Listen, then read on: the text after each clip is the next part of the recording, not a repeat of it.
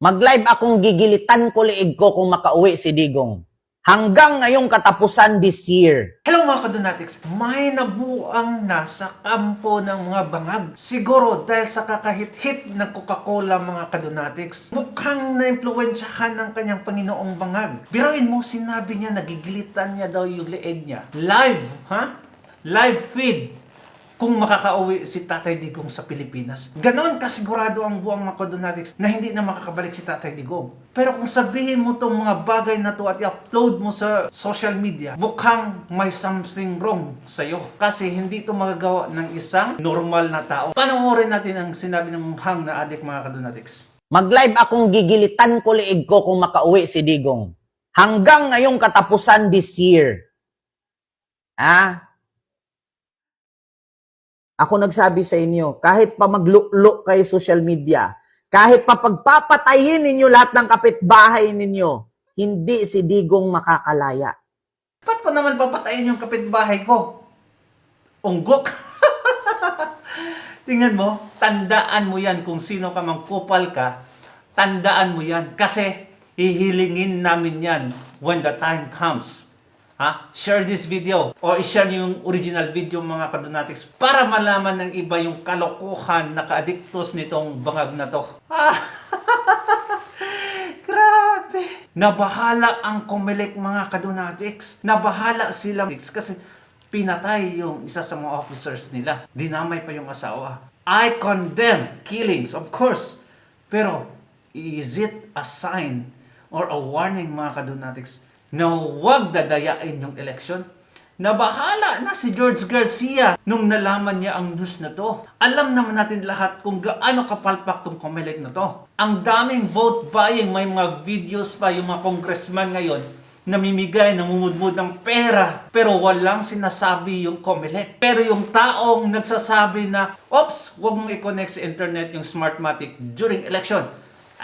Comelec agad-agad na kinasuhan, ipinaaresto. Pero sa daming mga kapalpakan ng mga congressman, ng mga politicians ngayon, walang say si Comelec. At alam nyo ba, pag ikaw ay politician, tapos kaalyado mo si Duterte or you are in the side of Duterte, wag na wag kang magpapakita kunting mali sa election or this campaign kasi, nako, madi-disqualify ka ni Comelec.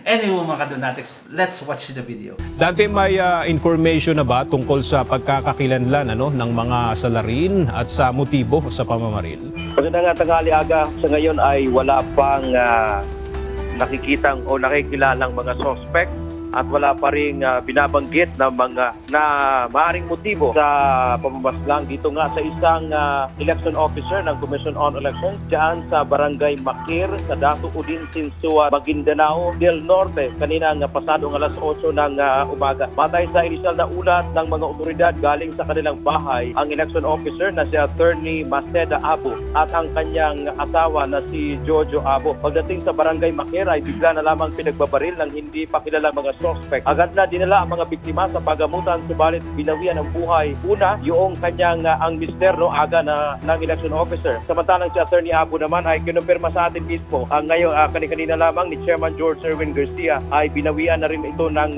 buhay. Nagpapatuloy ang hot pursuit operation. Gayon din ang investigasyon para sa pagkakakilanlan ng mga suspect. At matindingan o kinundinangan ng Comelec aga itong nangyaring pamamaril sa kanilang election officer dyan sa Dato Udin Sinsua, Maguindanao, lalo na nagkaroon nga ng signing dyan noong nakaraang March 18 na nangako ang mga lokal na kandidato, ang mga opisyal dyan na magiging payapa ang gagawing halalan nitong 2025. At kaugnay nga nitong insidente, binanggit kanina ni Chairman George Garcia na kanyang irerekomenda na isa sa ilalim sa Comelec control itong bayan ng Dato Udin Sinsua, Maguindanao, at ang magiging senaryo dyan ay magdagdag ng mga otoridad, ng mga sundalo at pulis. At ang isa pa sa magiging sitwasyon sa lugar ay nabanggitin ni Chairman Garcia na maaring yung binigay nilang exemption doon sa pagdadala ng mga baril dyan sa lugar na yan ay aalisin na nila yon para wala talagang makapagdadala ng baril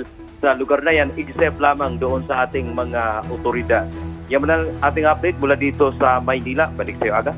Nako, message to George Garcia. I don't want any harm on you, but Be fair po kayo. Be fair. Kasi may mga taong andyan lang sa paligid, nakikinig, nagsubaybay kung ano-ano ang mga nangyayari. Kaya be fair po. Kasi hindi natin alam kung anong mangyayari. Kaya be good at all times. Do not take side. Condolences sa pamilya ng namatayan. But Comelec, take this as an example. May mensahe yung pare sa administrasyong ito, specifically kay BBM. Hindi minention yung pangalan, pero just watch the whole context para kay BBM ang yung mensahe na to. At ang ganda mga kadunatics. Panoorin natin lahat. Let's go. Hindi mo mababago ang walang hiya. Please remember that. Sakit pong katotohanan, no? May kasabihan nga ang puno ng kamyas, kahit nabuhusan mo yan ng gatas, kahit nalagyan mo yan ng asukal, hindi tatamis ang bunga niya. Anong ibig sabihin? Ang isang masamang tao, hindi magbabago.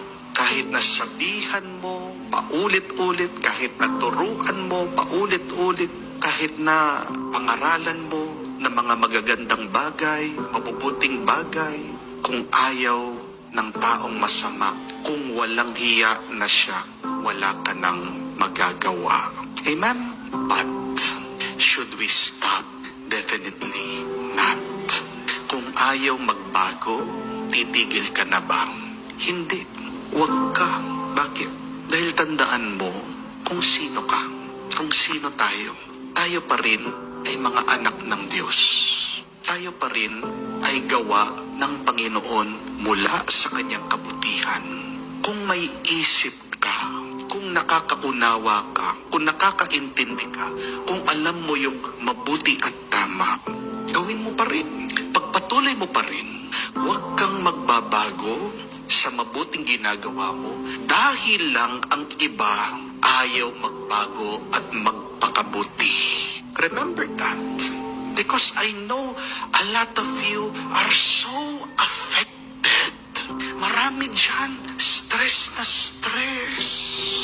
Ginagawang negatibong isip, nagiging masama ang nararamdaman dahil pinipilit na baguhin yung minamahal nilang napasama. Pero tingnan niyo po, yung ating nabasang ebanghelyo, yung kwento ng ating Panginoon. Let us find an inspiration in the story of Jesus, the parable of the wicked tenants. Inangkin nila yung lupain. Ayaw nilang magbigay ng share. Nagpapadala ng mga tauhan. Yung may-ari, pero ginawa nila. Pinagbubugbog, pinatay yung iba, mismong anak ng may-ari, pinaslang, itinapon dun sa labas ng lupain na parang aso lang. But see how God continue time and time again to reach out to these people. Doon lang nga dapat sa una, magalit na yung may-ari. Dapat doon sa pangalawa, naghiganti na yung may-ari. Pero hindi ginawa ng may-ari na siya'y maghiganti. Hindi ginawa ng may-ari na ibalik niya yung kasamaan na ginagawa nila. He gave them multiple chances. I know it is very hard to forgive again and again. I know it is so difficult to give a lot of chances. It hurts us. Minsan nga yung mga iba nagtatanong, Father, bakit kung sino pa yung mabuti, kung sino pa yung tapat, siya pa yung naghihirap? Huwag kayong mag-alala. Alam ng Diyos yung paghihirap mo, yung katapatan mo. God will reward you. Wala namang gumagawa na masama, na walang kapalit na masama. Wala namang gumagawang masama, na nagdiriwang buong buhay nila. May kapalit din ang kasamaan na ginagawa nila. But please, try to be more patient. Do not say, it's impossible. But believe, it is always possible through God's grace. Hindi naman ikaw ang makakapagbago sa iba. Tandaan mo, Diyos lang. Kung gagamitin ka ng Diyos para makapagbago ang iba, salamat. Pero kung ginawa mo na yung makakaya mo, nag-effort ka na, nagsakripisyo ka na, wala pa rin, paubaya mo sa Diyos, maniwala ka, may ginagawa ang Diyos. with God, it is always possible. Tingnan nyo nga, kahit naman po yung mga santo ngayon na tinitingalaan natin, pinaparangalan natin, sino ba yung mga banal na yan? Dati silang mga makasalanan. Kinamumuhian pa nga ang iba, kamukha ni San Pablo. Who would ever thought that St. Paul will be loved by Christians today? Dati, nanghuhuli ng Kristiyano yan eh. Dati si San Pablo, pinapayagan. God is watching. God is omnipotent. God is all-powerful. God is omniscient. Mga kadonatics, ang ganda talaga ng mensahe ni Father. Let's just pray because I believe more prayers, more power. Sabi nga doon sa kasabihan, if you want to talk to God, just pray. And if you want that God would talk to you, read the Bible. So as of this moment, mga kadonatics, though our hearts are full of hatred, let's just continue on praying. Pero we should not follow a blind obedience. We should still express our frustrations towards the administrations. But yun lang mga kadonatics. Maraming salamat. Bye-bye.